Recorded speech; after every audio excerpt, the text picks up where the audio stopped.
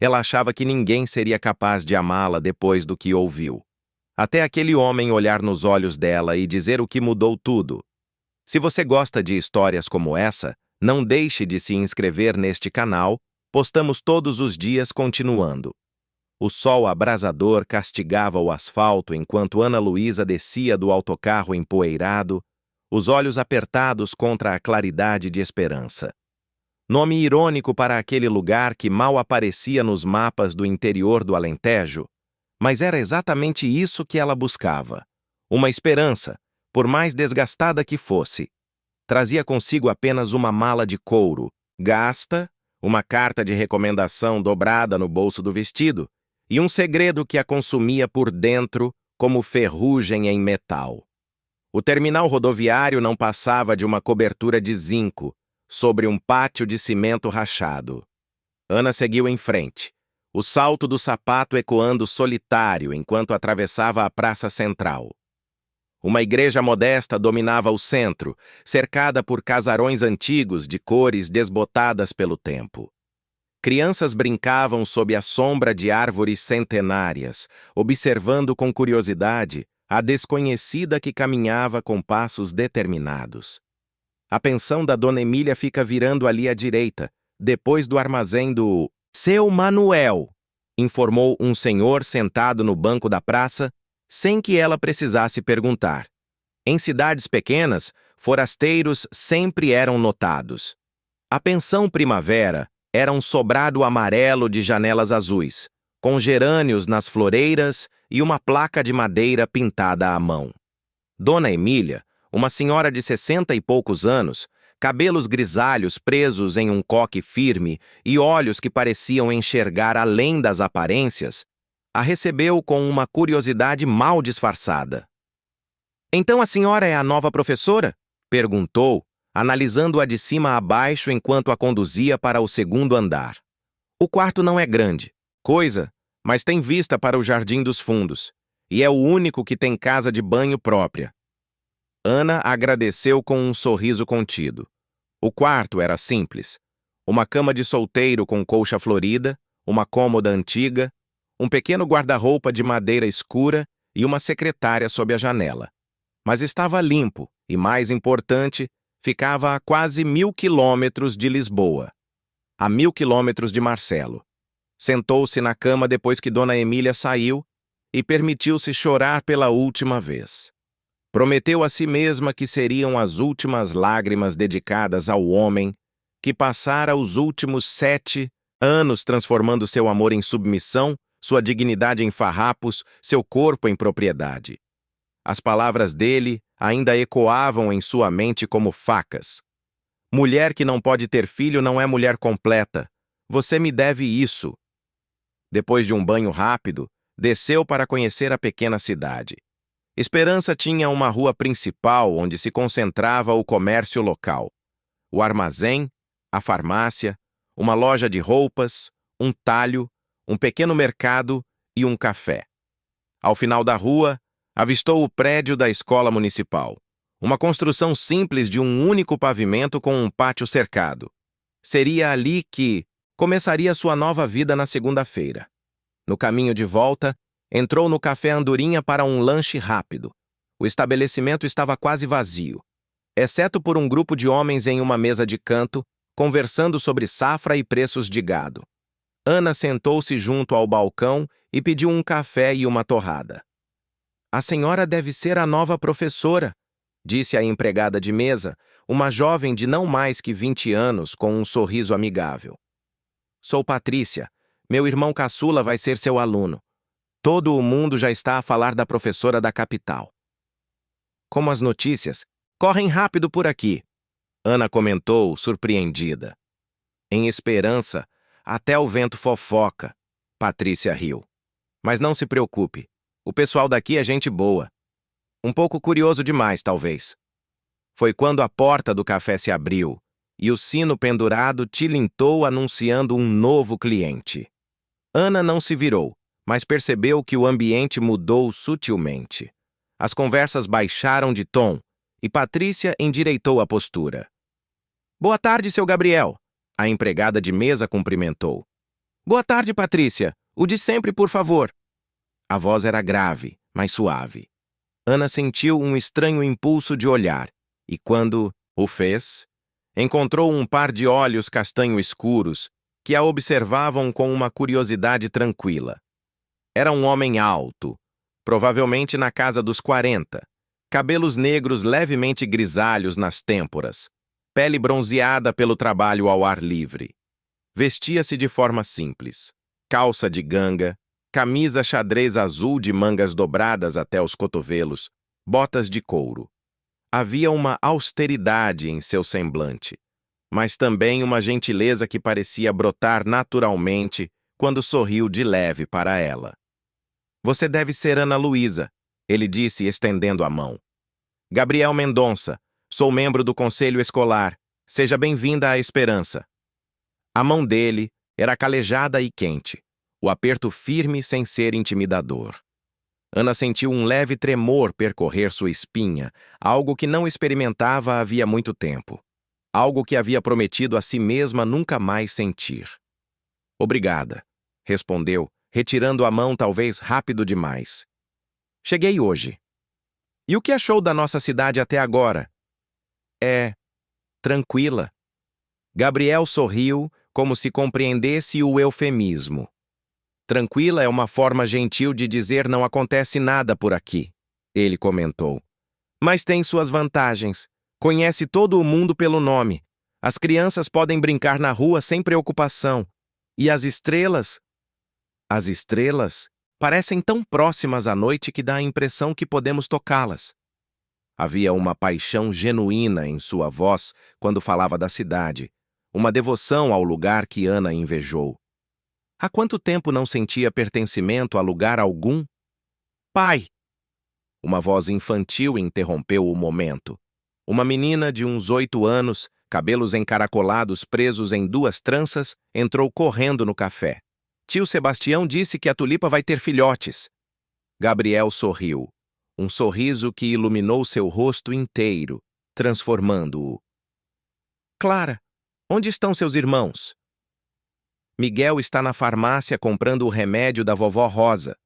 João está na livraria e Mateus ficou no armazém.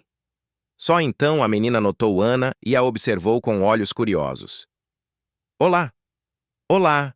Ana respondeu, encantada com a espontaneidade da criança. Eu sou Ana. Você é bonita, Clara declarou com a honestidade brutal das crianças. Vai ser minha professora? Clara! Gabriel a repreendeu suavemente, visivelmente embaraçado. Desculpe, ela é muito direta. Ana riu, um riso genuíno que surpreendeu até a ela mesma. Tudo bem. E sim, Clara, serei sua professora se você estiver no 3º ano. Estou no 2º. A menina respondeu decepcionada. Mas o Miguel está no 3º. Gabriel pagou o café que Patrícia havia servido em um copo para a viagem e se despediu com um aceno de cabeça. Vemo-nos na escola, então. Se precisar de qualquer coisa, minha quinta fica a 3 quilômetros da cidade pela Estrada Sul. Todo o mundo sabe como chegar. Ao sair, Ana percebeu os olhares que o seguiram, especialmente de um grupo de mulheres que acabara de entrar. Entre elas, destacava-se uma senhora elegante, de uns 50 anos, cabelos loiros impecavelmente tingidos, vestido caro e joias discretas, mas visivelmente autênticas. Quem é aquela? Ana perguntou a Patrícia, indicando sutilmente a mulher loira. Dona Regina Menezes. Patrícia, respondeu em voz baixa. Viúva do antigo dono do banco, a mulher mais rica da cidade. Dizem que está de olho no seu Gabriel desde que a esposa dele faleceu, há 3 anos. O fim de semana passou rapidamente, entre arrumar suas poucas coisas e preparar o material para as aulas. Na segunda-feira, Ana acordou antes do despertador, ansiosa. Vestiu um vestido simples de algodão azul marinho e prendeu os cabelos castanhos em um coque baixo. Olhou-se no espelho e viu uma mulher de 32 anos, olhos verdes cansados, mas determinados. Não era mais a jovem ingênua que se apaixonara por Marcelo aos 23, nem a mulher apagada que ele transformara ao longo dos anos. Era alguém novo, alguém ainda em construção. A Escola Municipal Monteiro Lobato era modesta, com 6 salas de aula, uma pequena biblioteca, sala dos professores e diretoria. A diretora, Marta Oliveira, uma mulher enérgica de 50 e poucos anos, recebeu-a com entusiasmo. "Estamos a precisar de sangue novo por aqui", disse, mostrando as instalações. "Sei que você vem da capital, deve estar acostumada com escolas mais estruturadas, mas o que nos falta em recursos sobra em coração." Ana sorriu. "Vim para cá justamente buscando algo diferente. Estou ansiosa para começar." A sala do terceiro ano tinha 17 alunos, entre 8 e 9 anos. Entre eles, Ana reconheceu imediatamente Miguel, o filho de Gabriel. O menino tinha os mesmos olhos do pai, mas havia uma seriedade nele que parecia além da sua idade. Quando ela se apresentou, Miguel a observou com uma expressão neutra, quase avaliadora. O dia transcorreu sem grandes incidentes. As crianças a receberam com a curiosidade natural da idade, fascinadas com a professora da capital. Ao final da tarde, enquanto organizava seus materiais, Ana ouviu uma batida suave na porta da sala. Era Gabriel. "Como foi o primeiro dia?"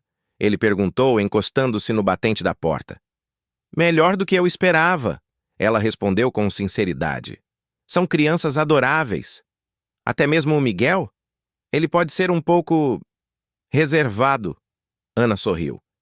"Ele me lembra alguém." Gabriel baixou o olhar, um sorriso melancólico nos lábios. "É, ele se parece comigo nessa idade. Mais ainda depois que Helena..." Ele não completou a frase, mas não era necessário. Ana sentiu uma empatia imediata. Conhecia a dor da perda, ainda que de formas diferentes. "Clara não parou de falar sobre você o fim de semana inteiro", Gabriel comentou, mudando de assunto. "Acho que ela encontrou um novo modelo. Ela é uma criança encantadora. É a caçula. Nasceu quando Helena já estava doente. Não chegou a conhecer a mãe de verdade." Havia uma nota de pesar em sua voz. "Fico pensando se sente falta de uma presença feminina." O comentário pairou no ar entre eles, carregado de um significado que nenhum dos dois ousou abordar. Ana desviou o olhar, subitamente consciente da proximidade entre eles. "Eu deveria ir", ela disse, recolhendo sua mala. "Ainda tenho lições para preparar." Gabriel assentiu. "Claro, e eu preciso voltar para a quinta antes que escureça. Tenho 4 crianças à espera do jantar." "Você cozinha para eles?" "Tento." Ele riu. "Mas confesso que a Rosa, nossa governanta, é quem realmente salva a situação. Sem ela, provavelmente estaríamos a viver de sanduíches e ovos fritos." Ana sentiu um calor confortável ao ver aquele homem grande e forte falando com tanta simplicidade sobre suas limitações domésticas. Era um contraste gritante com Marcelo, que considerava qualquer tarefa doméstica coisa de mulher e tratava qualquer dificuldade como uma afronta à sua masculinidade. Nos dias que se seguiram, Ana foi se ambientando à rotina da cidade pequena. As manhãs na escola, as tardes preparando aulas ou corrigindo trabalhos no café ou na praça. Ocasionalmente cruzava com Gabriel na cidade, sempre acompanhado de um ou mais filhos. Trocavam sorrisos, às vezes breves conversas. Nada além da cordialidade esperada entre um pai e a professora de seu filho. Mas Ana notava os olhares, os cochichos quando ela passava, a forma como Dona Regina a observava com olhos calculistas durante os eventos da escola, a maneira como algumas mães solteiras ou viúvas pareciam avaliar Gabriel como um prêmio a ser conquistado. Foi em uma sexta-feira, quase um mês após sua chegada, que aconteceu o primeiro momento de verdadeira aproximação. O céu escureceu repentinamente durante a tarde, e quando o sino tocou anunciando o final das aulas, uma tempestade violenta desabou sobre Esperança. Pais chegaram apressados para buscar seus filhos, e a escola logo se esvaziou, exceto pelos funcionários. Ana estava a guardar seus materiais quando percebeu que havia esquecido seu guarda-chuva. A chuva caía em cortinas densas, e a distância até a pensão, embora curta, garantiria que chegasse encharcada. Precisa de boleia? Ela se virou surpresa e encontrou Gabriel parado à porta da sala, as roupas úmidas indicando que havia corrido sob a chuva. Os meninos estão com a Rosa hoje, ele explicou. Vim buscar só a Clara. A menina estava ao seu lado, envolta em uma capa de chuva amarela, parecendo uma pequena lâmpada acesa no corredor escurecido pela tempestade. Eu esqueci meu guarda-chuva, Ana admitiu, sentindo-se estranhamente vulnerável. Podemos deixá-la na pensão, ele ofereceu. O carro está logo ali. Era uma carrinha azul escura, grande e robusta. Gabriel ajudou Clara a subir no banco traseiro e abriu a porta do passageiro para Ana, segurando um guarda-chuva sobre ela enquanto caminhavam até o veículo. A gentileza do gesto, tão natural para ele e tão extraordinária para ela, fez seu coração acelerar. A curta viagem até a pensão foi preenchida pela tagarelice animada de Clara sobre um projeto de ciências. Quando chegaram, a chuva havia se intensificado ainda mais, transformando as ruas em pequenos ribeiros. Vou acompanhá-la até a porta, Gabriel disse, pegando o guarda-chuva. Não precisa, eu posso correr, Ana protestou fracamente. E chegar encharcada? Que tipo de cavalheiro eu seria? Havia um brilho divertido em seus olhos, algo que ela raramente via. Eu também vou, Clara declarou, já abrindo sua porta. Não, querida, fique aqui, volto em 1 minuto. Sob o guarda-chuva, os dois caminharam rapidamente até a varanda da pensão. A proximidade era quase elétrica, o braço dele ocasionalmente roçando no dela. Ao chegarem à proteção do alpendre, viraram-se um para o outro quase simultaneamente. Obrigada, Ana disse, a voz mais baixa do que pretendia. Gabriel a olhava de um jeito diferente agora, mais intenso, mais pessoal. Foi um prazer. Um trovão estrondou ao longe, iluminando momentaneamente o rosto dele. Ana percebeu que nunca estivera tão próxima de Gabriel antes. Podia ver as pequenas rugas nos cantos dos olhos, a barba por fazer que sombreava seu maxilar forte, sentir o calor que emanava dele, misturado ao cheiro de terra molhada e madeira. Por um momento, um único e vertiginoso momento, teve certeza de que ele iria beijá-la.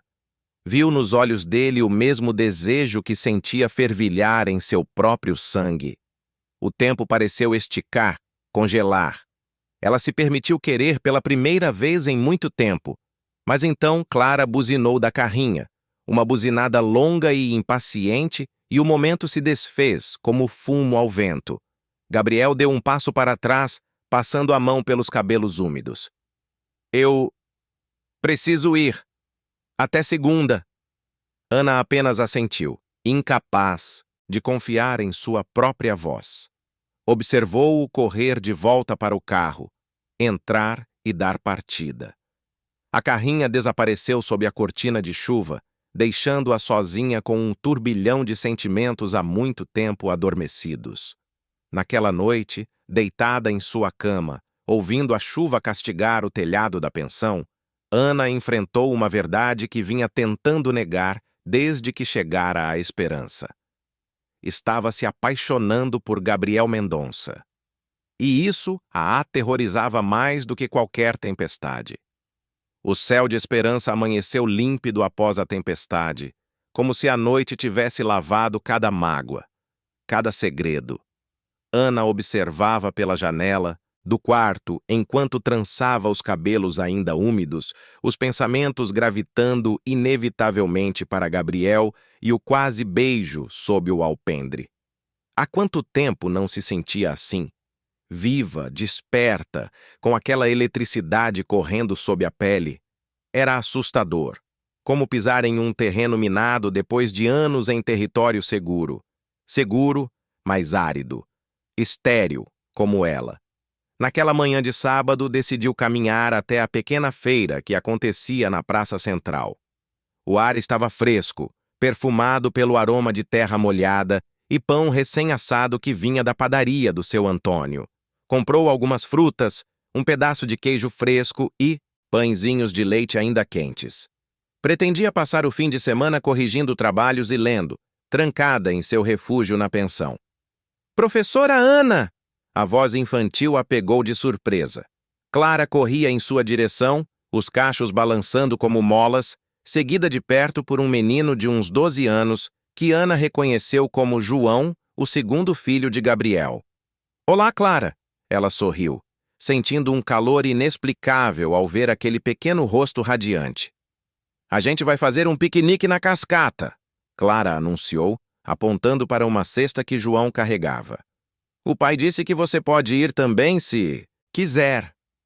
Ana sentiu o estômago dar uma volta. Seu pai está aqui? Ali, comprando coisas para o piquenique, João respondeu, apontando para o outro lado da feira.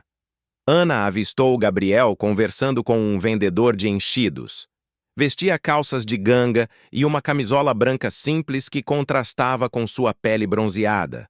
Os cabelos levemente despenteados pela brisa da manhã. Ao seu lado estava Miguel, o filho mais velho, cujo semblante sério contrastava com a alegria dos irmãos. Não sei se seria apropriado, Ana começou, mas Clara já a puxava pela mão. Por favor, vai ser divertido. A cascata é o lugar mais bonito de Esperança. Antes que pudesse responder, já estavam diante de Gabriel, que a olhou com uma mistura de surpresa e algo que poderia ser alegria. Bom dia, ele disse, com aquela voz grave que fazia algo vibrar dentro dela. Clara já a convidou para o nosso piquenique familiar, pelo que vejo. Eu disse que ela poderia ir, pai, Clara declarou, com a confiança de quem nunca considerou a possibilidade de um não como resposta. Gabriel lançou um olhar de desculpas para Ana. Não precisa sentir-se obrigada. Sei que deve ter seus planos para o sábado. Na verdade, Ana hesitou. O sensato seria recusar, manter distância, proteger-se. Mas havia algo nos olhos dele, na expressão esperançosa de Clara, que a fazia querer ser um pouco insensata. Eu adoraria conhecer essa cascata famosa. O sorriso de Gabriel iluminou seu rosto, fazendo pequenas rugas aparecerem nos cantos dos olhos. Ana notou, contudo, que Miguel não compartilhava do entusiasmo dos irmãos. O menino a observava com uma expressão cautelosa, quase protetora. Uma hora depois, a carrinha de Gabriel serpenteava por uma estrada de terra que cortava pastagens verdejantes. Os 4 filhos iam no banco traseiro. Clara, João, Miguel e o caçula, Mateus, um rapaz tímido de 7 anos que falava pouco, mas observava tudo com olhos curiosos. Desculpe pelo convite repentino, Gabriel disse, mantendo os olhos na estrada. As crianças têm insistido para ir à cascata desde que o tempo melhorou, e Clara não parava de falar que queria mostrar-lhe o lugar. Não tem problema, precisava mesmo de um pouco de ar fresco. Ele a olhou de relance. Como está se a adaptar à Esperança? Melhor do que esperava, Ana respondeu com sinceridade. É pacífico aqui. Pacífico é um eufemismo para entediante? Ela riu. Não, é exatamente o que eu precisava. Paz. Algo em sua voz deve ter revelado mais do que pretendia, pois Gabriel a olhou mais demoradamente desta vez, com uma pergunta silenciosa nos olhos. Lisboa não era um lugar tranquilo para você? Ana sentiu a familiar contração no estômago que sempre acontecia quando o assunto se aproximava de seu passado. Digamos que deixei algumas coisas para trás que prefiro não revisitar. Gabriel assentiu, sem pressionar. Às vezes precisamos afastar-nos para nos encontrar de novo. A frase pairou entre eles, carregada de uma compreensão que ia além das palavras. A cascata era de facto deslumbrante.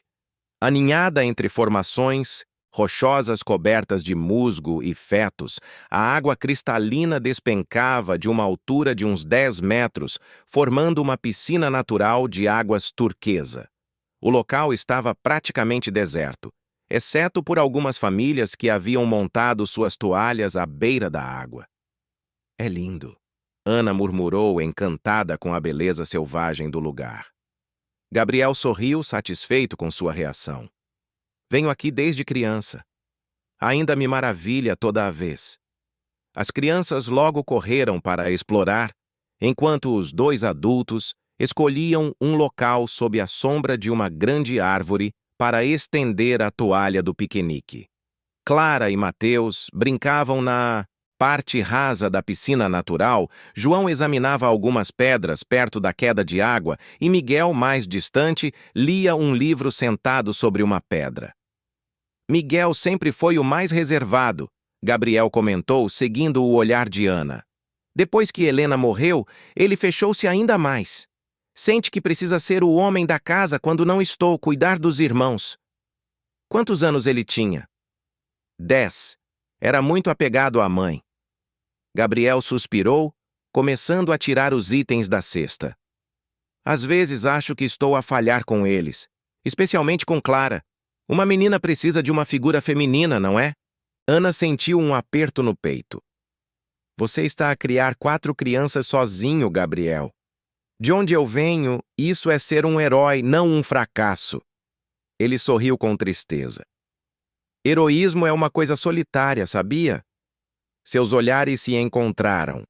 E Ana sentiu aquela mesma eletricidade da noite anterior percorrendo sua pele. Por um instante, teve a impressão de que ele iria tocar seu rosto, mas o momento foi interrompido pelo grito agudo de Clara. Pai, olha o que a gente achou! O resto do dia transcorreu em uma bolha de simplicidade quase mágica. Comeram, riram, exploraram a área ao redor da cascata. Ana se surpreendeu ao ver como Gabriel se transformava completamente com os filhos. Brincalhão, paciente, presente. Até mesmo Miguel eventualmente se juntou às atividades, embora mantivesse uma distância educada de Ana. Foi no final da tarde, enquanto guardavam as coisas para voltar, que Ana notou a presença de Regina Menezes e um pequeno grupo de mulheres da cidade em uma área próxima. A viúva elegante a observava com um sorriso frio e calculista. Parece que a professora está a enturmar-se rápido, comentou em voz alta o suficiente para ser ouvida, provocando risinhos entre suas acompanhantes. Ana sentiu o rosto queimar, mas fingiu não ouvir. Gabriel, contudo, havia percebido o comentário e franziu o senho. Ignore, ele disse em voz baixa. Regina sempre foi territorial. Com você? A pergunta escapou antes que pudesse contê-la. Gabriel desviou o olhar, constrangido. Helena era sua prima de 2º grau, ele explicou. Regina nunca aprovou o nosso casamento. Depois que Helena morreu, ela de alguma forma se convenceu de que... Bem, que seria a candidata natural para ocupar o lugar dela. E você não está interessado, Ana concluiu, tentando ignorar o alívio que sentiu. Regina vê casamento como uma transação comercial, e eu já tive amor verdadeiro uma vez na vida. Ele fez uma pausa, os olhos perdidos na cascata. Mas isso não significa que não possa haver outros começos. O olhar que trocaram desta vez foi diferente, mais profundo, mais deliberado. Ana sentiu algo desabrochar em seu peito, uma sensação esquecida de possibilidade. Na semana seguinte, a vida em Esperança assumiu novos contornos para Ana. Suas aulas ganharam mais vida, sua interação com os alunos, especialmente Miguel, tornou-se mais fluida. Ocasionalmente, encontrava Gabriel na saída da escola ou no café, e suas conversas, embora breves, carregavam agora um subtexto de intimidade crescente. A cidade, porém, observava. Cochichos a seguiam pelas ruas. Olhares curiosos, alguns amigáveis, outros nem tanto. A vida em uma pequena comunidade significava viver sob escrutínio constante, Ana aprendia.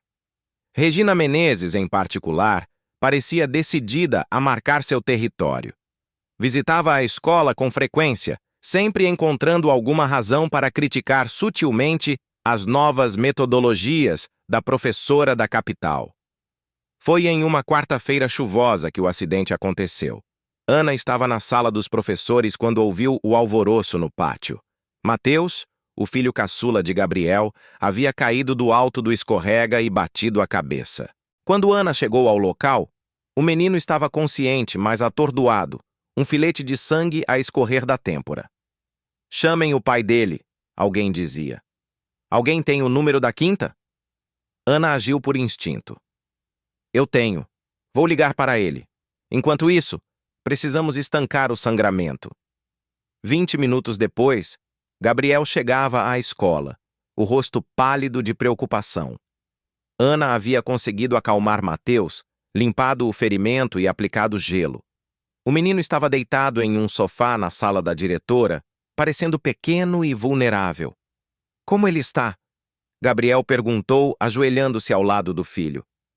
"O corte não é profundo, mas acho que ele deveria ver um médico", Ana respondeu. "Pode ter concussão." Gabriel assentiu, pegando o filho nos braços com uma gentileza comovente. "Vou levá-lo ao posto de saúde." Ele olhou para Ana com gratidão sincera. "Obrigada por cuidar dele." "Não há o que agradecer." "Ana..." Ele hesitou. "Você poderia vir conosco? Mateus parece confortável com você e eu... Bem, não sou muito bom em situações médicas." Havia uma vulnerabilidade em seu pedido que Ana não conseguiu recusar. "Claro." O médico do posto de saúde, Dr. Paulo, era um senhor de idade com modos tranquilos. Examinou Mateus cuidadosamente, fazendo perguntas que o menino respondia em voz baixa. "Não parece haver concussão", concluiu. "Mas vou dar alguns pontos nesse corte, e ele deve ficar em observação esta noite. Se sentir tontura, vômito ou sonolência excessiva, tragam-no de volta imediatamente." Enquanto o médico aplicava os pontos, Ana e Gabriel esperavam na pequena sala de espera. O silêncio entre eles era confortável, mas carregado de algo não dito. "Você é boa com crianças", Gabriel comentou finalmente. "Mateus geralmente não confia em estranhos tão facilmente." "Não sou estranha, sou a professora do irmão dele." Gabriel sorriu. "É mais do que isso, e você sabe." O olhar que trocaram fez o coração de Ana acelerar. Havia uma intensidade nele que a assustava e atraía ao mesmo tempo. "Gabriel, eu... pai." A voz de Mateus interrompeu o momento. O médico havia terminado os pontos e o menino parecia cansado, mas bem. "Vamos para casa, campeão", Gabriel disse, pegando-o no colo novamente. "A tia Ana também vai?" A pergunta inocente pairou no ar, carregada de significado. Gabriel olhou para Ana, uma pergunta silenciosa nos olhos. "Acho melhor você descansar em casa com seu pai." Ana respondeu suavemente. "Mas posso visitá-lo amanhã para ver como está, que tal?" Mateus assentiu satisfeito. Gabriel a olhou com uma gratidão que ia além das palavras. No dia seguinte, após as aulas, Ana dirigiu-se à Quinta Mendonça pela primeira vez. A propriedade ficava a cerca de 3 quilômetros da cidade, acessível por uma estrada de terra bem conservada. À medida que se aproximava, vislumbrou uma casa grande de estilo colonial, pintada em tons de ocre e terracota, cercada por jardins bem cuidados e uma ampla varanda. Ao fundo, estábulos, galpões e pastagens estendiam-se até onde a vista alcançava. Rosa, a governanta mencionada por Gabriel, recebeu-a na porta. Era uma senhora robusta, de mãos calejadas e sorriso acolhedor. "O patrãozinho Mateus está na sala, todo empolgado com sua visita", ela informou. "Nunca vi aquela criança tão falante." A sala era espaçosa, com móveis antigos, mas bem conservados, e grandes janelas que deixavam entrar a luz dourada do fim de tarde. Mateus estava no sofá, um curativo na testa, folheando um livro de figuras. Seus olhos se iluminaram ao ver Ana. Você veio mesmo. Eu prometi, não foi? Ela sorriu, sentando-se ao lado dele. Como está se a sentir? Melhor. O pai disse que sou corajoso como um leão. Ana passou quase uma hora, com Mateus, que parecia florescer com sua atenção. Logo Clara e João se juntaram a eles, e a sala foi preenchida com risos e conversas animadas. Apenas Miguel mantinha distância, observando da escada com expressão neutra. Gabriel chegou ao entardecer, vindo dos campos. Havia poeira nas suas botas e cheiro de sol na sua pele. Seus olhos se suavizaram ao ver a cena na sala.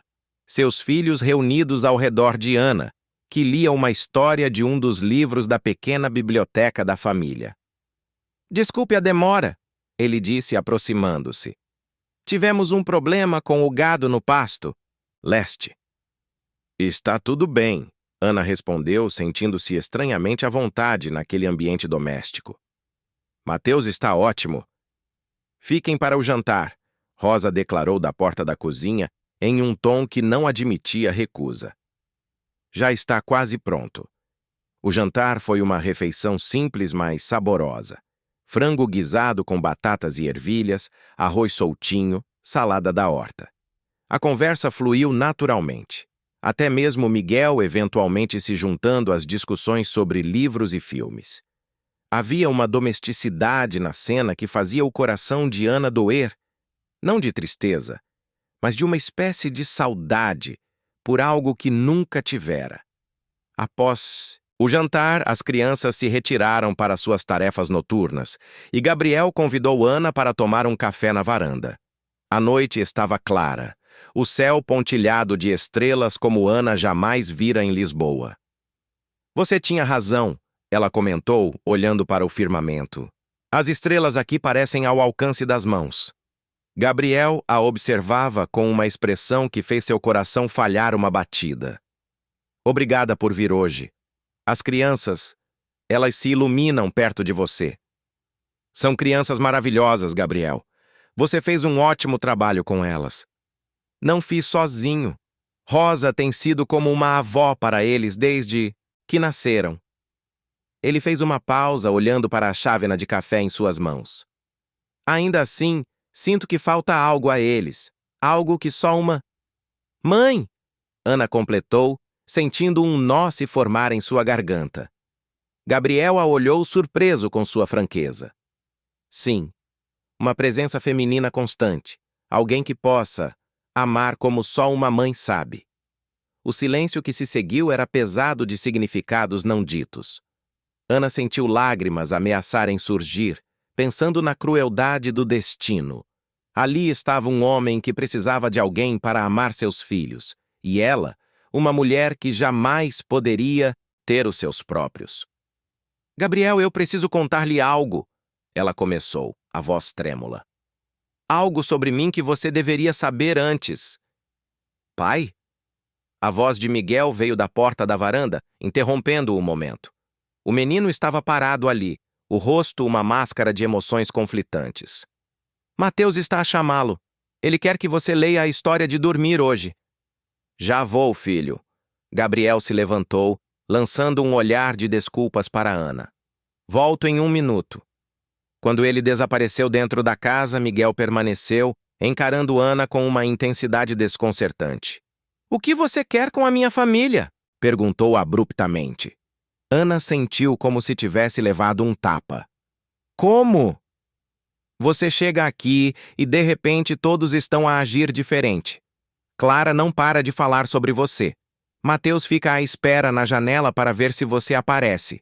Até João, que só se interessa por livros, fica a perguntar se você vai voltar. Sua voz tremia levemente. E meu pai olha para você como...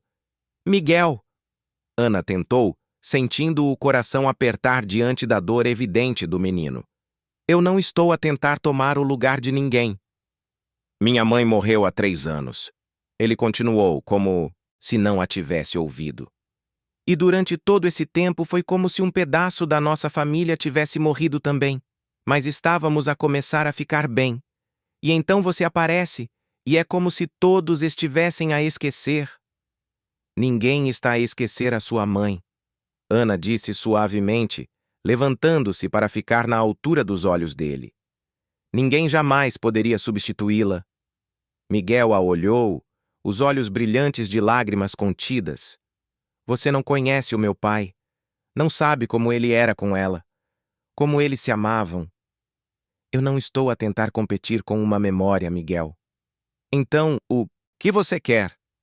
A pergunta era crua, direta, dolorosa. Ana hesitou. O que ela queria, afinal? Havia fugido de Lisboa para escapar de um casamento destruidor, jurando nunca mais se envolver romanticamente. E agora, aqui estava ela, envolvendo-se não apenas com um homem, mas com toda uma família. Eu não sei, respondeu com honestidade. Mas posso prometer-lhe uma coisa. Nunca faria nada para magoar o seu pai ou vocês. Miguel a estudou por um longo momento, como se tentasse determinar sua sinceridade.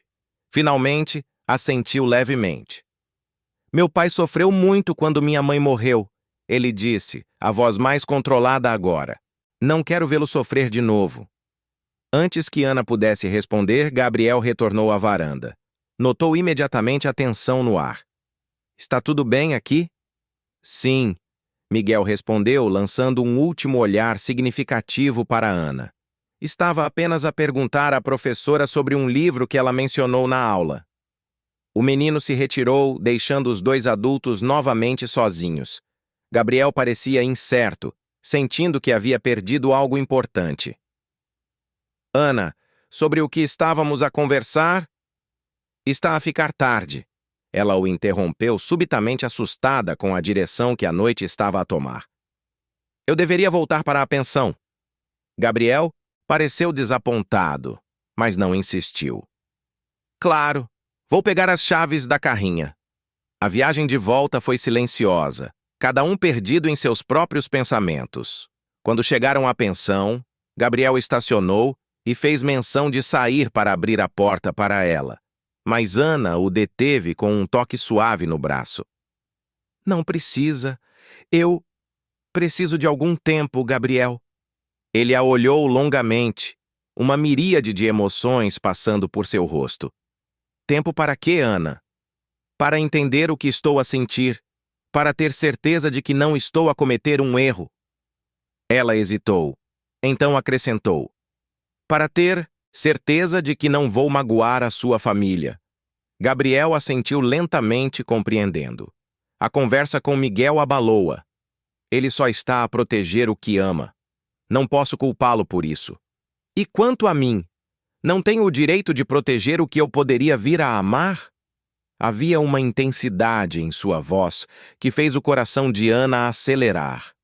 Porque é isso que está a acontecer, Ana. Estou a apaixonar-me por você, e acho que você também está a sentir algo. As palavras pairaram entre eles, carregadas de verdade e possibilidade. Ana sentiu seu peito apertar com uma mistura de alegria e medo. Preciso ir, ela sussurrou, abrindo a porta. Boa noite, Gabriel. Aquela noite, deitada em sua cama, ouvindo a chuva castigar o telhado da pensão, Ana mal conseguiu dormir. Os pensamentos giravam como um carrossel descontrolado. O rosto de Gabriel quando confessou seus sentimentos. Os olhos acusadores de Miguel. A recepção calorosa dos outros filhos. A cicatriz invisível que carregava desde o diagnóstico de sua infertilidade. Como poderia oferecer a Gabriel uma família completa se nem mesmo poderia dar-lhe filhos? Na manhã seguinte, uma carta chegou à pensão. Ana reconheceu imediatamente a caligrafia no envelope e sentiu o sangue gelar. Marcelo a havia encontrado. O papel tremia nas mãos de Ana enquanto seus olhos percorriam as palavras escritas com aquela caligrafia que ela conhecia tão bem, angulosa, forte, dominadora, como o próprio Marcelo. Sei onde você está, sei o que está a tentar fazer. Uma esposa pertence ao marido, Ana. Você me deve obediência. Estarei a chegar em breve para levá-la para casa, onde é o seu lugar. Não havia súplica nem arrependimento. Apenas a mesma autoridade fria de sempre, a certeza absoluta de que ela era uma propriedade a ser reclamada. Ana sentou-se na cama, sentindo a náusea subir pela garganta. 7 anos de casamento haviam se transformado gradualmente em uma prisão. No início eram pequenas coisas, críticas sutis à sua aparência, ao seu trabalho como professora, às suas amizades.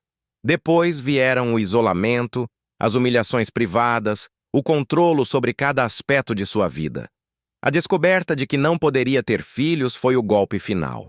Marcelo a transformara em um objeto defeituoso, uma decepção ambulante. Nem para isso você serve, ele dizia. Que tipo de mulher não pode dar filhos ao marido? Ana respirou fundo, tentando controlar o tremor que tomava seu corpo. Não podia deixar o pânico dominá-la. Não agora, quando finalmente estava a reconstruir algo, quando finalmente começava a sentir-se humana novamente. Naquela manhã, foi para a escola como se nada tivesse acontecido. Sorriu para os alunos, conduziu as aulas com a mesma dedicação de sempre, fingindo uma normalidade que estava longe de sentir. Evitou Gabriel quando o viu no corredor, murmurando uma desculpa sobre trabalhos para corrigir. A confissão dele na noite anterior: "Estou a apaixonar-me por você." Agora parecia um sonho distante, algo que pertencia a outra vida, uma que ela não tinha o direito de almejar. Os dias que se seguiram foram um exercício de autocontrolo. Ana tentava manter a rotina enquanto vigiava constantemente as ruas de Esperança, temendo a qualquer momento ver o carro de Marcelo estacionado em alguma esquina. Parou de ir ao café, ao armazém, a qualquer lugar público onde pudesse ser facilmente encontrada. Recusou educadamente o convite de Gabriel para outro piquenique familiar, inventando uma indisposição. Foi Dona Emília quem primeiro notou a mudança. Numa noite, enquanto Ana mal tocava no jantar servido na pensão, a senhora sentou-se à sua frente com aquele olhar penetrante que parecia enxergar a alma. Quando um passarinho que começava a cantar volta a esconder-se no ninho, é porque viu o gavião no céu, ela disse simplesmente. Quem é o seu gavião, menina? Ana sentiu os olhos arderem. Como explicar? Como contar que seu gavião era o homem que havia jurado amá-la e protegê-la diante de Deus e dos homens? Alguém do meu passado, respondeu vagamente. Alguém que prefiro não reencontrar. Dona Emília assentiu, sem pressionar. Passado é terra que a gente já pisou. Não se pode viver a olhar para trás. Tropeça-se no caminho à frente. Ela cobriu a mão de Ana com a sua, calejada e quente. E tem gente aqui em Esperança que gostaria muito de fazer esse caminho com você. As palavras da senhora ficaram a ecoar na mente de Ana, muito depois que se recolheu ao quarto. Era verdade. Gabriel estava a oferecer não apenas seu coração, mas um futuro, uma família, algo que ela jamais pensou merecer novamente. E agora, quando finalmente tinha coragem de considerar a possibilidade, o passado ameaçava arrancar tudo de suas mãos. A chegada de Marcelo à Esperança foi exatamente como Ana temia, um espetáculo cuidadosamente orquestrado. Ele apareceu numa manhã ensolarada, dirigindo seu carro, importado pelas ruas de calçada da pequena cidade. Estacionou em frente ao café, vestindo um fato impecável que gritava dinheiro e poder. Logo estava rodeado por curiosos, encantando-os com seu sorriso praticado e histórias elaboradas. Ana soube da chegada dele antes mesmo de vê-lo. Os cochichos espalharam-se pela escola como fogo em palha seca. O marido da professora Ana chegou, diziam. Um empresário importante de Lisboa veio buscá-la. Miguel foi o primeiro dos Mendonça a contar-lhe. Aproximou-se dela após a aula, o rosto sério, mas sem a hostilidade dos dias anteriores. Tem um homem na cidade a dizer que é seu marido, ele disse sem preâmbulos. Está no café a contar a todo o mundo como você teve um colapso nervoso e fugiu durante um tratamento. Diz que veio levá-la de volta para casa. Ana sentiu o sangue drenar de seu rosto. Era exatamente o tipo de história que Marcelo inventaria, transformá-la na esposa instável, doente, para justificar qualquer comportamento que ela pudesse ter. Ele está a mentir, Ana respondeu, a voz mais firme do que esperava. Eu não tive colapso algum. Saí de casa porque... Ela hesitou, incerta de quanto deveria revelar a um menino de 13 anos. Porque ele não a tratava bem, Miguel completou, surpreendendo-a. Dá para ver nos seus olhos quando fala dele. É o mesmo olhar que o cão do vizinho tem quando alguém levanta um pau perto dele. A analogia simples e crua atingiu Ana como um soco. Era isso que havia se tornado? Alguém tão condicionado pelo medo que o carregava, estampado no olhar? Miguel, preciso que me faça um favor, ela pediu, abaixando-se para ficar na altura dos olhos dele. Não conte ao seu pai sobre isso ainda. Eu mesma vou falar com ele. Miguel a estudou por um momento. Você gosta mesmo do meu pai, não é? A pergunta pegou Ana desprevenida. Sim, gosto muito dele. E não quer que ele se magoe. Não quero que ninguém se magoe. Ana sentiu a garganta apertar. Principalmente vocês, as crianças. Miguel assentiu lentamente. Não vou contar, mas acho que você deveria antes que ele ouça de outra pessoa. O conselho do rapaz era sensato, mas Ana não teve oportunidade de segui-lo. Ao final da tarde, enquanto se preparava para deixar a escola, viu Marcelo parado no portão conversando animadamente com Regina Menezes. A viúva parecia absolutamente encantada a rir de algo que ele dizia, tocando ocasionalmente seu braço num gesto de intimidade calculada. Ana congelou, a pasta de trabalhos a escorregar de suas mãos trêmulas. Em 7 anos de casamento, havia aprendido a ler os sinais, o modo como Marcelo inclinava levemente a cabeça, o sorriso que não alcançava os olhos, a postura relaxada que mascarava uma tensão subjacente. Ele estava furioso, e estava ali para buscá-la. Recuando silenciosamente, Ana voltou para dentro do prédio, saindo pelos fundos e tomando um caminho alternativo para a pensão. Sua mente trabalhava freneticamente, avaliando opções. Poderia fugir novamente? Pegar um autocarro para outra cidade, outro estado? Mas onde conseguiria o dinheiro? Quanto tempo até Marcelo a encontrar de novo? Chegou à pensão ofegante, correndo direto para o quarto.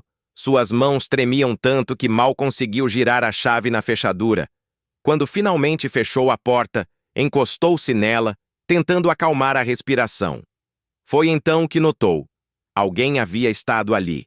Seus poucos pertences, normalmente organizados com precisão, estavam ligeiramente deslocados. A gaveta da cômoda estava entreaberta. Seu diário, onde havia começado a escrever desde que chegara a esperança, não estava mais sob o travesseiro. A realização a atingiu como um raio.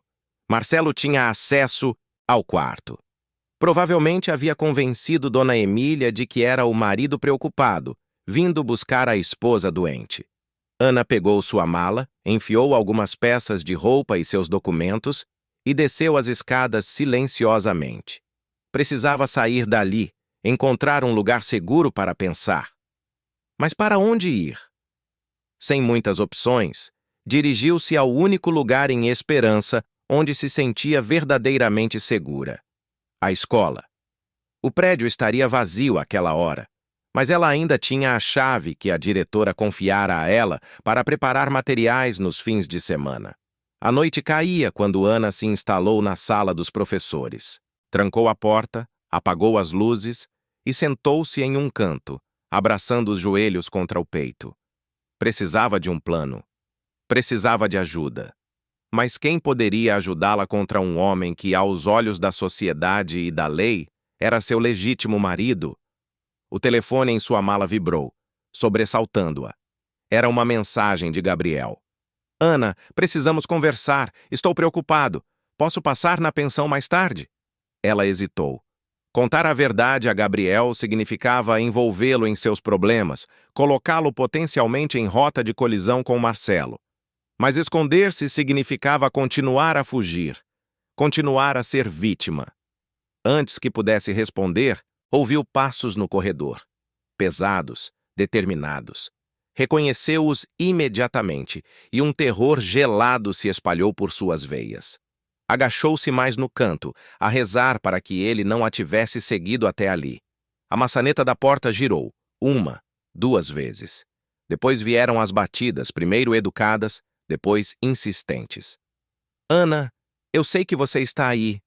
A voz de Marcelo, suave e controlada, mais assustadora do que qualquer grito. Seja razoável, querida. Vim buscá-la para casa, para o seu tratamento. Ela permaneceu em silêncio, o coração a bater tão forte que temia que ele pudesse ouvir do outro lado da porta. Ana! A voz agora era mais dura, um aviso implícito. Não me faça perder a paciência. Você sabe o que acontece quando perco a paciência. O silêncio estendeu-se por alguns segundos, e então veio o som que ela mais temia, o tilintar de chaves. Claro, ele teria conseguido uma cópia com a diretora ou algum funcionário, apresentando-se como o marido devotado. A porta abriu-se e Marcelo entrou, a silhueta recortada contra a luz fraca do corredor. Alto, atlético, impecavelmente vestido, como sempre. O homem que um dia ela achara que era o príncipe encantado, antes de descobrir o monstro sob a máscara. Aí está você, ele disse, fechando a porta atrás de si. Que joguinho é esse, Ana? Fugir e esconder-se numa cidadezinha do interior? Fingir ser solteira? Você tem ideia do constrangimento que me causou? Ana se levantou, as pernas bambas, mas determinada a não mostrar fraqueza. Não estou a jogar jogo nenhum, Marcelo. Estou a reconstruir a minha vida. Longe de você. Ele riu, um som sem humor. Sua vida. Que vida você teria sem mim, Ana? Uma professorinha de primário a ganhar uma miséria, a morar numa pensão decadente? Ele deu um passo à frente. Ou talvez esteja a pensar em trocar de provedor? Aquele fazendeiro rústico parece bem interessado. Regina me contou tudo sobre o romance de vocês. Não há romance nenhum, Ana respondeu, dando um passo para trás. Não? Não é o que a cidade toda comenta. A professorinha da capital de olho no viúvo rico. Marcelo sorriu. Aquele sorriso que não alcançava os olhos. Aposto que não contou a ele sobre sua deficiência. Sobre como você é menos que uma mulher completa. Ana sentiu a vergonha e a raiva subirem pelo pescoço, a aquecer seu rosto. O que eu tenho ou não tenho não é da sua conta mais, Marcelo. O nosso casamento acabou no dia em que você transformou a minha condição médica em arma contra mim. O nosso casamento acabará quando eu disser que acabou. Ele avançou mais um passo. Você é minha esposa, diante da lei e de Deus, e vai voltar comigo para Lisboa amanhã mesmo. Ana recuou até sentir a parede fria contra suas costas. Não havia para onde fugir. Não vou a lugar nenhum com você. O rosto de Marcelo endureceu. A máscara de civilidade a começar a cair. Não me desafie, Ana, você sabe que não vai gostar das consequências. Ele deu mais um passo e ela sentiu o cheiro familiar da colônia cara que ele usava, misturado ao odor de uísque. Havia bebido. Marcelo bêbado era ainda mais perigoso, mais imprevisível. Se não vier por bem, virá por mal. Ele continuou, a voz agora um sussurro ameaçador. Não me importo de ter que arrastá-la daqui. Todos já acreditam que você está mentalmente instável mesmo. Ele esticou o braço para agarrá-la e Ana reagiu instintivamente, empurrando-o com toda a força que conseguiu reunir. Marcelo cambaleou para trás, surpreso pela resistência inesperada, e tropeçou em uma cadeira. Aproveitando a distração momentânea, Ana correu para a porta, mas ele foi mais rápido. Agarrou-a pelo braço com força suficiente para deixar marcas, girando-a para encará-lo. Sua vagabunda ingrata! Depois de tudo que fiz por você! O tapa veio sem aviso, forte o suficiente para virar o rosto dela para o lado e arrancar lágrimas involuntárias de seus olhos. Ana sentiu o gosto metálico de sangue no lábio partido. Você não vai a lugar nenhum, Marcelo rosnou, segurando-a pelos 2 braços agora, a sacudi-la como uma boneca de trapos. Vai voltar comigo nem que seja arrastada. Solte-a! A voz, jovem mas firme, veio da porta que havia ficado entreaberta. Miguel estava parado ali, o rosto pálido mas determinado, os punhos cerrados aos lados do corpo. Marcelo se virou, surpreso pela interrupção, sem soltar Ana. Vá embora, miúdo. Isso é assunto entre marido e mulher. Não é isso que parece, Miguel respondeu, dando um passo para dentro da sala. Parece que o senhor está a magoar a professora Ana, e eu não vou deixar. Marcelo riu, um som cruel e desdenhoso. Você? E o que acha que pode fazer, pivete? Eu posso gritar, Miguel disse com uma calma surpreendente. E todo mundo na rua vai ouvir. Inclusive o meu pai, que está a procurar pela professora Ana neste momento. Ana percebeu a estratégia do menino imediatamente. Gabriel provavelmente nem estava por perto, mas a simples menção de seu nome fez Marcelo hesitar. Você não faria isso? Marcelo testou, mas sua voz já não tinha a mesma certeza. Faria sim, Miguel respondeu, dando outro passo à frente. E se gritar não adiantar, tenho isto. Ele mostrou o telemóvel na mão. Já liguei para o meu pai, ele está a vir. Era blefe, Ana podia ver nos olhos do menino, mas foi suficiente para fazer Marcelo recuar, largando seus braços. Ele olhou de Ana para Miguel, avaliando a situação, a calcular riscos. Isso não acabou, ele disse finalmente, ajeitando o fato como se nada tivesse acontecido. Continuamos a nossa conversa amanhã, querida, quando estivermos sozinhos. Ele saiu da sala com passos controlados, lançando um último olhar venenoso para Miguel ao passar por ele. Quando o som de seus passos desapareceu no corredor, as pernas de Ana cederam, e ela deslizou até o chão, o corpo inteiro a tremer. Miguel correu até ela, ajoelhando-se ao seu lado. Professora Ana, você está bem? Ele magoou-a? Ela tocou o lábio inchado, sentindo o sangue ainda fresco. Vou ficar bem, Miguel. Como você me encontrou? Vi-a a correr para a escola quando estava a voltar da casa do João Pedro. Ele explicou.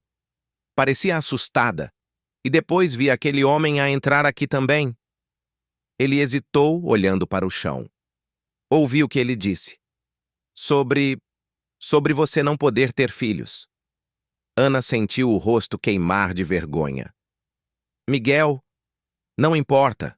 Ele a interrompeu, olhando-a nos olhos com uma seriedade além de sua idade. Não a faz menos nada. Faz dele um idiota por achar que faz. As palavras simples e diretas do menino fizeram algo quebrar dentro de Ana. Lágrimas começaram a escorrer por seu rosto, anos de vergonha e dor contidos finalmente transbordando. Vem, Miguel disse, ajudando-a a levantar. Vamos para casa, para a quinta. Você vai ficar segura lá. Não posso, Ana protestou fracamente. Isso colocaria vocês em perigo. Marcelo é imprevisível quando contrariado. Meu pai vai saber o que fazer. Miguel insistiu com a confiança inabalável que as crianças têm nos pais. E a quinta é grande, com muitos empregados. Ele não vai conseguir chegar até você lá. Ana hesitou, dividida entre o desejo de segurança e o medo de envolver Gabriel e sua família em seus problemas pessoais. Mas o lábio inchado e os hematomas que já começavam a formar-se em seus braços lembravam que ela não tinha muitas opções. Está bem, ela concordou finalmente. Mas só até eu decidir o que fazer depois. Miguel sorriu, um sorriso genuíno que iluminou seu rosto jovem. Bom, porque eu já mandei mensagem para o meu pai. Ele está a vir buscar-nos. 20 minutos depois, a carrinha de Gabriel estacionou nos fundos da escola. Seu rosto estava tenso, os olhos escuros a arder de preocupação quando viu o estado de Ana. "Quem fez isso com você?" A voz dele era baixa, controlada, mas havia uma fúria latente ali. "Meu marido", Ana respondeu, as palavras saindo como pedras de sua boca. "Ou melhor, o homem de quem fugi em Lisboa." Gabriel assentiu lentamente, como se estivesse a absorver a informação. Não havia acusação em seu olhar, apenas uma determinação feroz. "Você vem para a quinta conosco, agora." Não era um pedido, nem mesmo uma sugestão. Era uma certeza, uma promessa de proteção. Ana entrou na carrinha sem protestar, sentindo-se simultaneamente exausta e aliviada. Durante o caminho, Miguel contou ao pai o que havia presenciado, enquanto Ana olhava pela janela, vendo as luzes de esperança ficarem para trás. Na quinta, Rosa já os esperava na varanda, alertada por Gabriel. A senhora levou Ana para um quarto de hóspedes, ajudou-a a limpar o ferimento no lábio e providenciou roupas limpas e um chá quente. "Descanse agora", Rosa disse, acariciando suavemente o cabelo de Ana como se fosse uma menina. "Amanhã as coisas parecerão mais claras." Mas o amanhã trouxe novas complicações. Notícias espalhavam-se rápido em Esperança. Pela manhã, Dona Emília apareceu na quinta, preocupada com o desaparecimento súbito de Ana e com as histórias que começava a ouvir sobre o marido da capital. "Nunca confiei naquele homem", a senhora declarou enquanto tomava café na cozinha com Ana, Gabriel e Rosa. "Olhos frios demais. Sorri com a boca, mas não com os olhos." "Ele disse o que pretende fazer?" Gabriel perguntou, a preocupação evidente em sua voz. "Disse que vai ficar em Esperança até recuperar a esposa", Dona Emília respondeu. "Está hospedado na casa de Regina Menezes. Imagine só, os dois estão inseparáveis." Ana sentiu um arrepio percorrer sua espinha. Regina odiava-a desde o primeiro momento, por razões que agora ficavam claras. Vê-la aliada a Marcelo era um pesadelo a materializar-se. "Preciso voltar para a escola", Ana disse, levantando-se da mesa. "Não posso abandonar os meus alunos." "Não é seguro", Gabriel protestou. "Ele pode tentar algo novamente." "Não em público", Ana respondeu, conhecendo bem os métodos de Marcelo. "Ele é cuidadoso demais com sua imagem para fazer uma cena onde outros possam ver." "Ainda assim, não gosto disso", Gabriel insistiu. "Pelo menos deixe-me levá-la e buscá-la todos os dias." Ana concordou, reconhecendo a sensatez da proposta. Assim começou uma rotina estranha.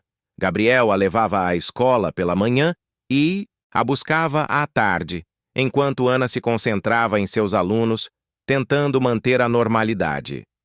Marcelo apareceu algumas vezes no portão da escola, mas nunca se aproximou quando via Gabriel por perto. Foi na sexta-feira, durante a festa anual da colheita realizada no salão comunitário, que tudo explodiu. A cidade inteira comparecia ao evento, uma tradição que mesclava jantar comunitário, música ao vivo e dança. Ana inicialmente hesitara em ir, mas Gabriel insistiu que seria bom para as crianças, especialmente Clara, que havia ensaiado uma apresentação de dança com sua turma. O salão estava decorado com fardos de feno, abóboras, espigas de milho e luzes coloridas penduradas no teto. Havia mesas longas cobertas com toalhas xadrez, onde os moradores colocavam os pratos que haviam trazido para compartilhar. Música tocava ao fundo, enquanto crianças corriam entre os adultos, e casais de todas as idades conversavam animadamente. Ana entrou com Gabriel e as crianças, sentindo-se estranhamente parte daquela família improvisada. Clara segurava sua mão, tagarelando sobre sua apresentação, enquanto Mateus e João correram na frente para encontrar amigos. Até Miguel parecia relaxado, sorrindo ocasionalmente para Ana com uma cumplicidade recém-descoberta. Por um momento, Ana permitiu-se imaginar um futuro ali, entre aquelas pessoas, naquela cidade, com aquela família. Um futuro onde seu passado não a alcançaria, onde seu defeito não a definiria. Foi então que viu Marcelo.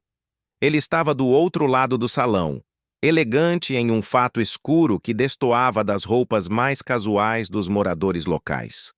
Ao seu lado, Regina Menezes sorria triunfante, como se estivesse prestes a assistir a um espetáculo que ela mesma havia orquestrado. Ana sentiu o sangue gelar nas veias. Gabriel, percebendo sua súbita tensão, seguiu seu olhar e viu Marcelo pela primeira vez. Seus olhos estreitaram-se e ela sentiu o braço dele enrijecer ao seu redor. Aquele é... Sim, Ana respondeu, a voz mal saindo. É melhor irmos embora. Não, Gabriel respondeu firmemente. Não vamos fugir. Não na nossa cidade, não na frente das crianças. Antes que Ana pudesse protestar, Marcelo havia notado sua presença. Ele sorriu, aquele sorriso calculado que ela conhecia tão bem, e começou a caminhar em sua direção, arrastando Regina consigo. Ana, querida, ele disse ao aproximar-se, como se estivesse a reencontrar uma velha amiga e não a mulher que havia agredido dias antes. Que bom vê-la aqui, estive à sua procura.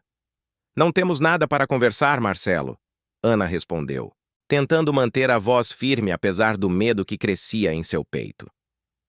Pelo contrário, ele insistiu, o sorriso nunca vacilando.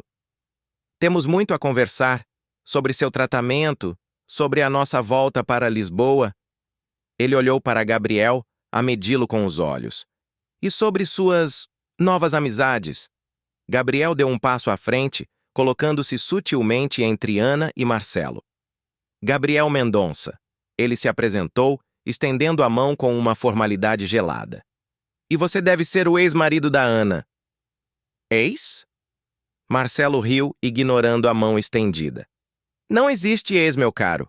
Ana e eu ainda somos legalmente casados.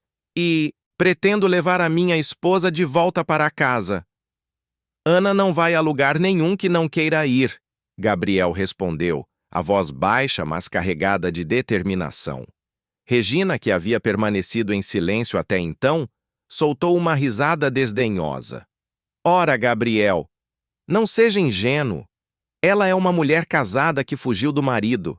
O que as pessoas vão pensar se continuar a abrigá-la em sua casa, com as suas crianças impressionáveis por perto? Ana sentiu o rubor subir pelo pescoço. Regina estava a insinuar o pior, tentando manchar sua reputação e a de Gabriel na frente de toda a comunidade que começava a reunir-se ao redor deles, atraída pela tensão crescente.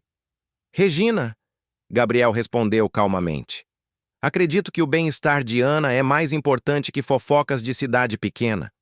E quanto às minhas crianças, elas têm idade suficiente para entender o conceito de ajudar alguém em necessidade. Marcelo sorriu, mas seus olhos estavam frios. Muito nobre da sua parte, Mendonça. Mas pergunto-me se continuaria tão cavalheiresco se soubesse toda a verdade sobre a minha querida esposa. Ana sentiu o coração parar. Marcelo não... Você sabia, por exemplo. Ele continuou, elevando a voz para que todos ao redor pudessem ouvir. Que Ana não pode ter filhos, um ventre estéril, incapaz de gerar vida. Que tipo de mulher não cumpre a sua função mais básica? O silêncio que se seguiu foi absoluto, como se todo o oxigênio tivesse sido sugado do salão. Ana sentiu o chão abrir-se sob seus pés, a vergonha e a humilhação a queimar sua pele como ácido. Olhos curiosos, surpresos, alguns piedosos, outros julgadores, todos fixos nela. Seu segredo mais íntimo, sua dor mais profunda, exposta como entretenimento para uma plateia ávida por escândalos. Ela procurou as palavras, qualquer palavra, para se defender, para explicar, mas sua voz havia desaparecido, sufocada pela humilhação. Lágrimas ameaçavam cair e ela lutou para contê-las, recusando-se a dar a Marcelo a satisfação de vê-la quebrar publicamente. Foi então que sentiu uma mão forte e calejada segurar a sua. Gabriel havia se aproximado mais, entrelaçando seus dedos nos dela em um gesto tão simples quanto poderoso. E daí? A voz dele ecoou pelo salão, firme e clara como um sino. Que importância tem isso? Marcelo pareceu momentaneamente desconcertado pela resposta inesperada. Como assim, e daí? Um homem como você, com 4 filhos, certamente entende a importância de uma mulher fértil. Gabriel olhou para Ana, então para seus filhos que observavam a cena com expressões que iam do medo à raiva e finalmente de volta para Marcelo. Família constrói-se com amor. Filhos já me bastam, ele declarou, sua voz a ressoar no silêncio do salão. Tenho 4 crianças que precisam não de mais irmãos, mas de alguém que as ame como são. Alguém que as ensine, que as ouça, que as valorize pelo que tem dentro, não pelo que podem ou não podem fazer. Ana olhou para ele, incapaz de acreditar no que estava a ouvir. Gabriel continuou, seus olhos nunca deixando os dela. E se Ana não pode gerar filhos, isso não a torna menos mulher, menos digna de amor ou respeito. Isso a torna alguém que tem muito mais a oferecer do que apenas um útero funcional. Ele se virou para Marcelo, o desprezo evidente em sua voz. Só um homem muito pequeno definiria o valor de sua esposa pela sua capacidade reprodutiva. Miguel adiantou-se, postando-se ao lado do pai. Clara veio em seguida, pegando a mão livre de Ana. João e Mateus se juntaram a eles, formando uma barreira protetora ao redor dela. Ana está sob a minha proteção agora, Gabriel concluiu, encarando Marcelo nos olhos. E de toda a minha família. Se tem algum problema com isso, sugiro que procure a esquadra da cidade. O delegado Juvenal terá todo o prazer em ouvir sobre como você agrediu uma mulher na escola municipal. Regina ofegou, chocada. Marcelo estreitou os olhos, a máscara de civilidade finalmente a cair por completo. Isso não acabou, ele rosnou. Ela ainda é minha esposa perante a lei. Não por muito tempo. Ana finalmente encontrou sua voz, fortalecida pelo apoio ao seu redor. Já iniciei o processo de divórcio antes mesmo de sair de Lisboa. Os papéis devem estar a chegar a qualquer momento. Era mentira, é claro. Ela havia fugido sem qualquer providência legal. Mas a confusão momentânea no rosto de Marcelo valeu o blefe. Ele olhou em volta, percebendo que havia perdido o controle da situação, que o público que esperava ver humilhado agora o observava com desaprovação evidente. Vamos, Regina, ele disse finalmente, ajeitando o fato em um gesto nervoso. Não há nada para nós aqui. Os dois se retiraram, seguidos por olhares reprovadores. Assim que saíram, Ana sentiu as pernas fraquejarem. Gabriel a amparou, guiando-a até um banco próximo. As pessoas ao redor, percebendo a necessidade de privacidade, discretamente afastaram-se, voltando às suas conversas e atividades. Vamos para casa, Gabriel sugeriu suavemente. Não, Ana respondeu, surpreendendo a si mesma. Não vamos deixar que ele arruine a noite de todos. Clara ainda tem a sua apresentação. E eu? Ela olhou para ele, para as crianças ao redor, para as pessoas da comunidade que agora sorriam para ela com apoio e aceitação. Eu não quero mais fugir. Naquela noite, sob as luzes coloridas do salão comunitário, Ana dançou pela primeira vez em anos. Dançou com Gabriel, com Miguel, com cada um dos filhos dele. Dançou com Dona Emília e com os outros professores da escola. Dançou como uma mulher livre, como alguém que finalmente encontrara seu lugar no mundo. Marcelo partiu na manhã seguinte, sozinho. Regina Menezes tentou manter as aparências, mas o dano à sua reputação estava feito. A cidade inteira havia testemunhado sua aliança com um homem que agredira uma mulher que a humilhara publicamente. Ana formalizou o pedido de divórcio na semana seguinte, com a ajuda do único advogado de esperança. O processo seria longo, sabia disso, mas pela primeira vez sentia que o futuro era possível, palpável. Os meses que se seguiram foram de reconstrução. Ana mudou-se oficialmente para a Quinta Mendonça, inicialmente para um quarto de hóspedes, preservando as aparências até que seu estado civil fosse resolvido. A relação com as crianças floresceu naturalmente. Clara a via como a mãe que nunca conhecera. Mateus e João rapidamente se acostumaram com sua presença constante. E Miguel, talvez a transformação mais surpreendente, tornou-se seu defensor mais feroz, seu confidente nas tardes de leitura na varanda.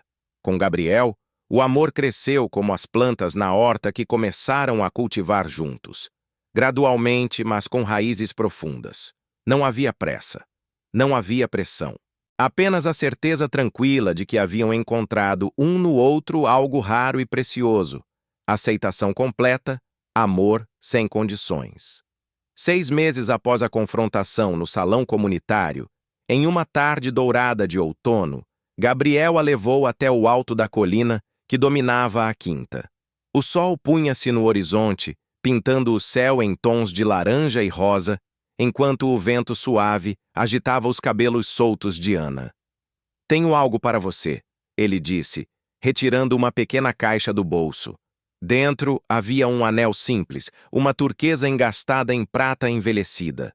Não era um diamante ostentoso como o que Marcelo lhe dera anos atrás, mas era infinitamente mais precioso. "Não quero outra mulher. Quero você", Gabriel disse, segurando suas mãos. "Porque você me ensinou que cuidado vale mais que sangue." As lágrimas que Ana derramou então eram diferentes de todas as outras que já havia chorado. Não eram de dor, nem de vergonha, nem de medo. Eram lágrimas de quem finalmente se encontrava, de quem finalmente se sabia amada, não apesar de suas cicatrizes, mas com elas, através delas. "Sim", ela respondeu simplesmente, e foi suficiente. O casamento aconteceu na primavera seguinte, após a finalização do divórcio.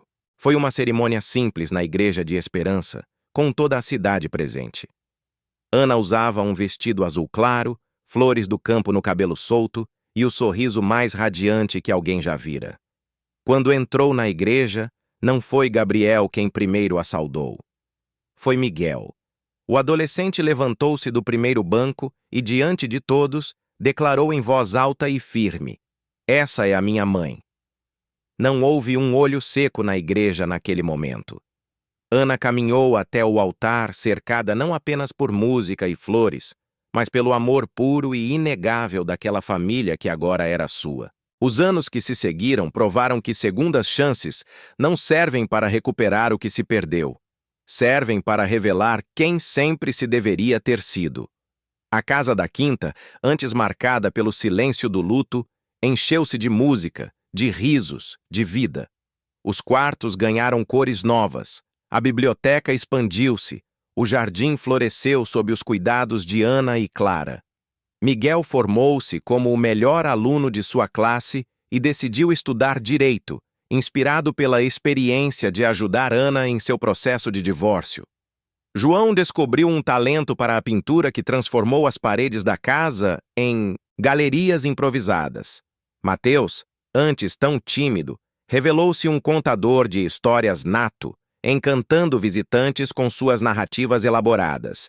E Clara, a caçula, floresceu sob a orientação de Ana, tornando-se uma jovem confiante que sonhava em ser professora, como a mamãe. Ana continuou a lecionar na Escola de Esperança, eventualmente tornando-se diretora. Sob sua liderança, a pequena escola rural ganhou reconhecimento regional por seus métodos inovadores e resultados excepcionais.